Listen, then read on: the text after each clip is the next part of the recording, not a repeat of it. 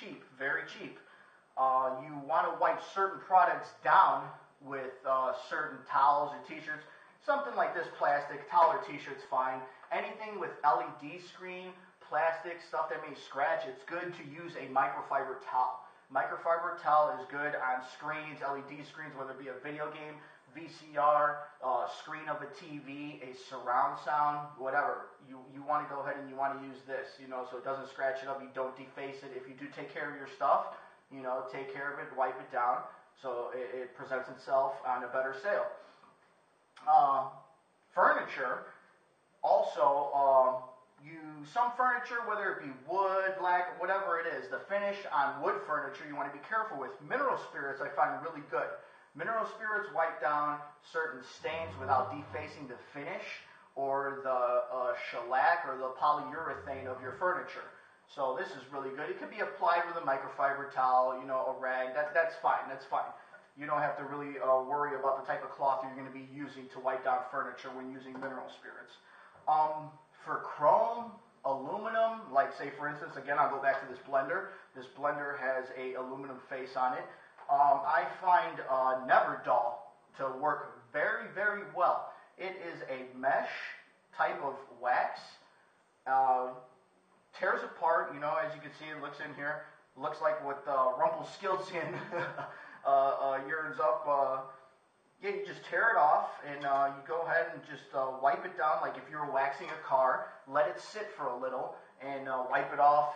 Best results would be, again, with a microfiber towel. Now this gets off rust, it gets off dullness, it rejuvenates chrome, aluminum, spoons, bicycle rims, anything that is shiny, metal-based. It works on aluminum also.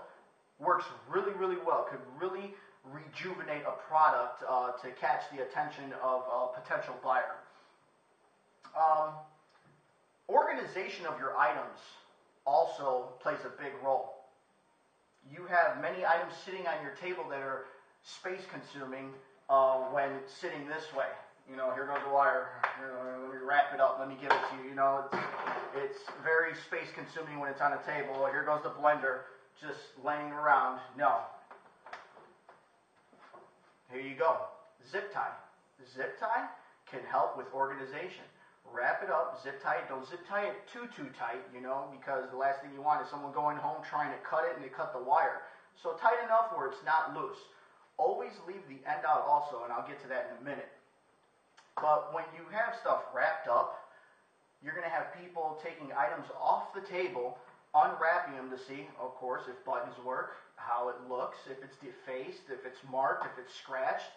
This makes it easier to view and it's less space consuming. You could place items throughout the table and they're more organized. Now, also for the presentation of selling items, large Ziploc bags. These are 2.5 gallon 5 bags for $1. These are very, very large bags. Smaller Ziploc bags, for, wiring, cords, whatever it may be that can fit in this size Ziploc bag. $1 again. Now for the large bags, look, I have a PlayStation. PlayStation marked, ready to go. Price on it, got everything nice and zip tied, cleaned, presented in a bag, ready for you to take home.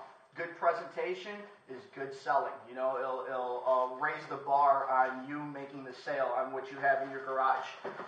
Now, for pricing, you have stickers that can be picked up.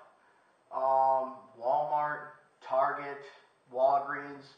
Did find these at the dollar store, so you may have to go to one of the larger department stores. You have prices ranging from 25 cents to $5. Pre-made price stickers, which go for almost 103 sheets for 80 cents to $1. And also the blank stickers. That very attracting color, yellow, neon, those are attracting colors where a Sharpie marker, will stand out on it. This is to set your own price. Again, $1 for 130 count. Good presentation. You don't want to be defacing your products with a marker because some people are hunting for certain items that they do not want defaced. That's tacky. They don't want to be going home trying to scrub off Sharpie marker off a wooden table or a PlayStation or a card on a toy. They don't want these items defaced. Remember, people are there hunting for certain items as also collecting, Some people may think your trash is another person's gold, So just be careful on defacing. You don't want to do that. Stickers that are very easy to peel off, very less adhesive on them that, they would have to be scraping the sticker off of. So that's a good tip also. Now back to, oh yes, I didn't go over the zip ties. Zip ties also, they're a dollar store. Dollar store, a foot, 12 inches long, 35 count for $1. The reason I get 12 inches long, you may think, oh, we'll get smaller ones. You have smaller. No, it's better to have a longer zip tie because you could be tying up some sheets, like I said, for space consumption, things to get more compact. So you may not know what size you need. And again, for an item like the PlayStation remote, you go ahead and you zip tie the access zip tie, just go ahead and snip it off with scissors. That's fine, just throw the remaining away. So yeah, zip ties, those are very good to have. Rubber bands, or even your garbage ties that may come in the garbage bag or the ties that come for sandwich bags. Those are good to use also. All these items, again, really, really cheap. Now back to leaving some slack at the end of a connector of an electronic item. Well, whether it be VCR, again, DVD player, TV, electronic video games, you're going to want to leave this available for a reason of you're going to want an extension cord going up to the table where you have most of the electronics. A TV would be really helpful to have also because a base sense of security for a buyer, knowing that this item works, it's functional, is more comfortable on making you the offer that you're asking for, because negotiation time could be a very, long dance or short, it's a dance. I figure, you're waltzing back and forth, negotiation. So an extension cord is good to have because the last thing you want is people going to your house, inside your home, your apartment, wherever it is, parts of your property that you do not want outsiders. You want to keep them based in the garage, so plug it up, leave slack out, have the plug out there. These tips for items that you'll be selling could be really helpful. Again, presentation. For money, you're going to want to have change. Change, $50 and change. Fives, singles are good to have, I find. Coins, quarters, nickels, dimes, whatever you feel is a good substantial amount of change for people coming with large bills. Also, when dealing with money, based on the prices you'll be selling certain items, whether it is a high price range going for $200 or best offer, $300 or best offer, that's when large bills come into play. What's good to have is a marker that identifies real bills. That's good to have because if you're selling something for $300, you got somebody giving you all 20s. The last thing you want to do is go to the bank, hand in almost $300. Most of it is fake 20s. Then there you go. Now you're under investigation for some guy that pretty much took you. So I don't have a marker with me now, which I need to get before my garage sale. But yeah, it's a marker that looks just like any other marker. Go over the bills really quick. Make sure they're real. Increments of money that you may obtain from this garage sale that may be in your pocket, a cash box, a manila envelope, it always should be guarded, but try to take increments of this money and put it away in the house. You don't want to be flashing large amounts of money when you're giving change. Have the right amount of change on you for the items that you have. And keep it in different pockets also. Fives and singles here, larger bills here. Whether the case, may be of how they're paying for this item. What's good too is a card reader. If you have an Android, iPhone, or an iPad, a card reader so you could charge. Make sure you display that also that you're taking credit cards. Have the swiper. A lot of people may not be comfortable punching in their card number. They rather just swipe it. So that's good to have also. And don't count your money, your profits at a garage sale. That's tacky. You don't want someone coming in, you're over here, oh, I need 50, 60 bucks, oh, look, it's just tacky. Wait till the end of the day. If you keep a categorized sheet on a piece of paper of what you're selling and marking it off, whether it be on your phone, your Android, whatever the case may be, an app that you have, check it off, wait till the end of the day, to find out your profit, you know, how your profit margin is. So yeah, don't do that. That's tacky. For items and dealing with money, yeah, those are pretty good tips that will help you make good sales and presentation. Also, what's good is refreshments and snacks. Depending on the people that you have manning this garage sale, refreshments and snacks could swing both ways.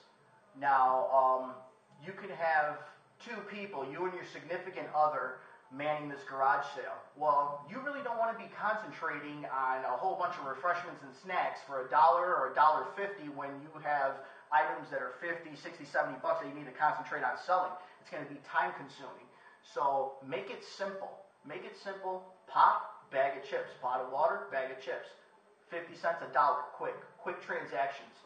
Nothing that you don't want to be manning or setting a big focus on. Now, the flip side to that coin is children. If you have children, that is a very big plus. The plus side is nobody can refuse a sale from a child, you know, whether it's your son or your daughter. Dress them up really cute, have their own little table set up, and it draws attention to your garage sale because a lot of people don't eat and walk. You know, then you can go ahead and glorify the snack finger foods and refreshments a little more when you have your son or your daughter manning the refreshment table. You know, pop, bottled water, vitamin water, poster board with set price. That's good. You know, it draws attention. And another key thing for children, having you would say lemonade stand is what they call it, coffee. A lot of these garage sales start at 8, 9 o'clock in the morning. So, you know, a lot of people are still groggy, haven't had their coffee, forgot to go to Starbucks or Dunkin' Donuts. Get some gourmet coffee. I mean, you can go $5, man. A tub of coffee would last the whole day.